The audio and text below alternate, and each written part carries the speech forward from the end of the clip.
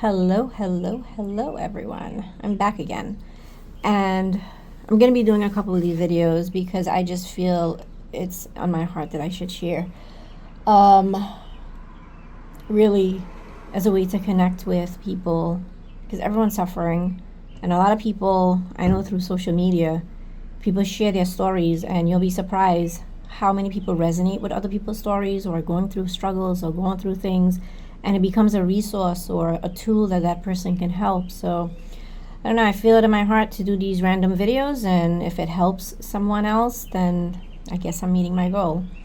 So I guess today's video is going to talk about fear. Well, I'm going to talk about fear and anxiety.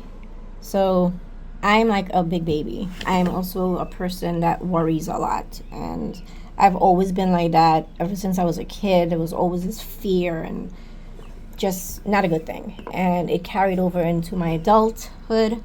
And anxiety comes fear and doubt and everything else, right? Which is all strongholds that's in my life, and I've been praying against it, and I try really hard to ignore it and just push through. But the reality is I'm still human, and in the flesh I still experience it. And so recently, when I had my when I was rushed to the hospital to have surgery, I think it was the first time that I didn't have or I didn't feel fear or anxiety.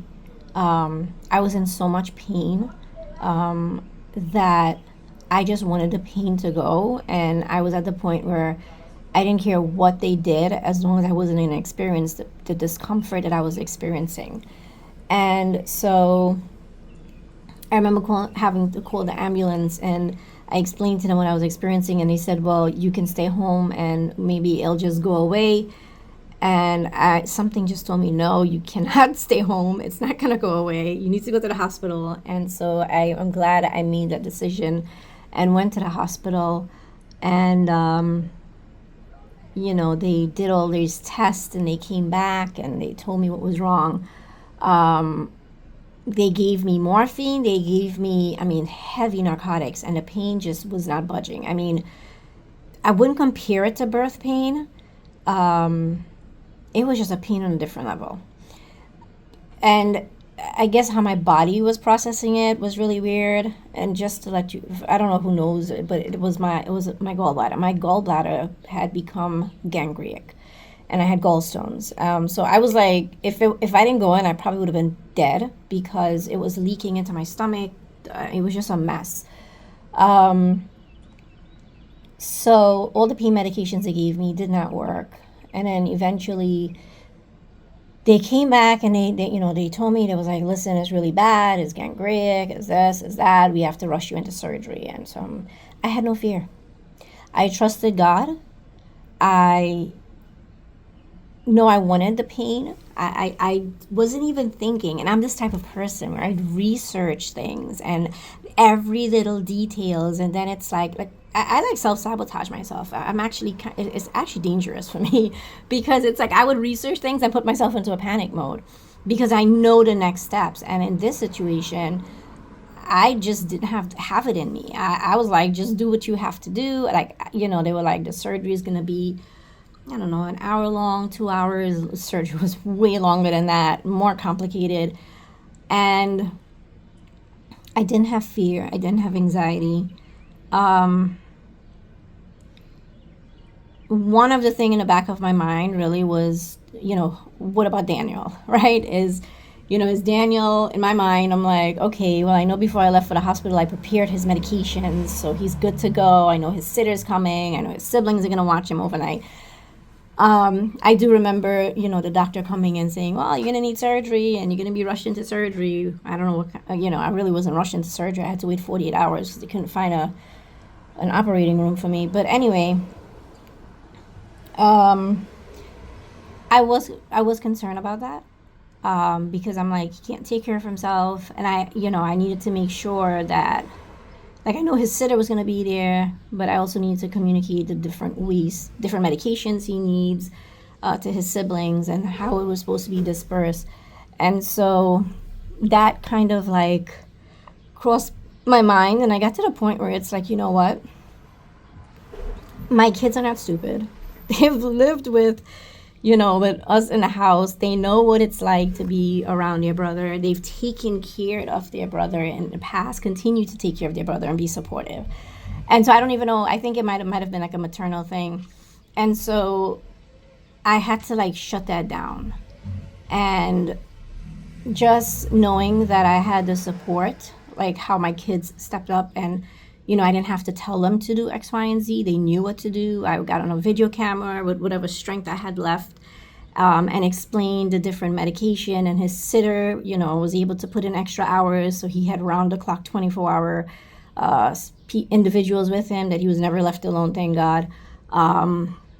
Even after my surgery, into a couple of weeks after, I still had the support, where it's like I didn't have to be worried about that, because after the surgery I had like a drainage bag, and it was a little complications with the drainage bag, but thank God things work out. The drainage bag is out now. I still have part of my gallbladder in, so I'm hoping that doesn't turn into future issues. But through this whole ordeal that I'm sharing with you, I think for the first time in my life, feel any fear or any anxiety. I didn't know what tomorrow was going to hold, but believe it or not, the peace that I felt in the hospital, I haven't felt that in a very long time. And I don't know if it's because I had nowhere to go and nothing. I was just there. Like I couldn't move. And it's kind of like I just let myself or allow myself to relax. I have no idea what it was. I mean, I wasn't on any special medication that relaxed me. So I believe it was God's grace, because I was listening to sermon, and I did have a wonderful roommate who was also a Christian, an elderly woman, and we were able to minister to each other. And I remember going in for surgery and coming back out, and when they rolled me back into the room, like it was like, I think it was like 12:30 in the morning, and she was like, God was looking out for you. And she says, on your side of the room, she says, we were just hearing this beautiful orchestra of music. And she says, you don't believe me, you can call the nurse. And the nurse was there, and she says, yeah, there was just some type of music, beautiful music, that was coming from your side of the bed. And she says, we couldn't figure out where it was coming from. It wasn't your phone. So that was, that was nice to hear. I'm not sure what that was, but I would like to believe that it was God and his angels watching over me. But anyway, the fear for once in my life didn't exist in that moment. The anxiety did not exist, and I'm not going to self-analyze why, because I can easily do that and get into that loop, but I'm promising myself I'm not going to do that. But anyway, I just want to share that with you, to let you know that anxiety and fear can get the best of us, and it can really take ownership and take space in our life where it does not belong. And I know it's difficult, you hear about, oh, you can create these habits, and there's all these therapies and all these different things. And I do believe, I'm a therapist, I do believe that therapy helps. But I do have a relationship with God, and I do believe, and I have seen God work in my life and other people's life. And, surrendering to God and putting your fear and your anxiety and trusting him, having that faith, I believe is what helped me. And so I extend that to try it if you're going through it. I'm not telling you if you're on medication to stop medication. If you're in therapy, I'm not telling you stop therapy. It just could be an add-on. We obviously sometimes don't know why our body reacts the way it did. I mean, I've gone through a divorce recently, and I don't know, maybe I was numb, but I that was a different feeling. I don't think I had anxiety as much. I know it existed, but maybe I was numb. I have no idea. That's for a different video. What I felt. Childbirth, I was nervous, because and I think I was more nervous to make sure my kids were going to be fine, that I was going to make it out, because my deliveries were very complicated. They were all high risk. And even with Daniel's hospitalization, when I look back, it's like I was just in this survival mode. I have to do this, I have to do that. I prayed, but it got to the point where I just couldn't pray anymore. I didn't have it in me. I just got to the point where I'm like, God, I can't love my son more than you love him and you know what's best for him. And I leave his health and everything about him in your hands. That was literally my prayers. And I had other people praying and sending prayers. But I think every circumstances we go through in our lives, we experience it different, we process it different. Obviously, if you're going through a lot of trials, you kind of are prepared. And, sadly to say it, sometimes when you go through trials, it's like, oh, when is the next trial going to happen? When's the next storm going to happen? How am I going to deal with it? I tend not to look at it that way. At the end of it, it's like, okay, what's the lesson I'm supposed to learn from this? Let's move forward. It'll prepare me for the next storm that's going to come, because that's life. Life is bumpy. We would like to think life is perfect, but the reality is, if our life is perfect, we're not going to learn anything. We're not going to advance. We're not going to, be able to handle the things that we need to handle, or even teach to other people coping skills or coping mechanisms or what work.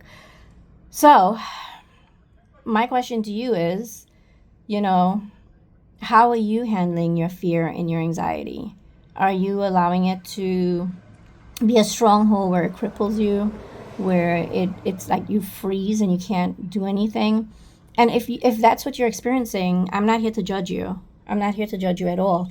I'm really here to share my experience and be here for anyone that is experiencing or are looking for guidance, or or just need someone to talk to. So there's no judgment here. There's no better way than the other, because I always say I learn from my clients, I learn from my children, I learn from other people. And it helps me to be a better person, a better clinician, a better mom. But I'm just interested in hearing how or what are you dealing with. And please, if it's very, very personal, do not post it. You could DM me, you can call me, you can text me. But I just wanted to share that because it was something that woke me up, right? It's like, wow, I can actually go through a period of my life where I don't feel stress. I don't feel the fear. And it actually felt good. I wasn't happy with the pain. I wasn't happy with the whole process, but it felt good to just release and not be concerned of anything that's going to follow. I hope this blesses someone, and I hope to hear from you.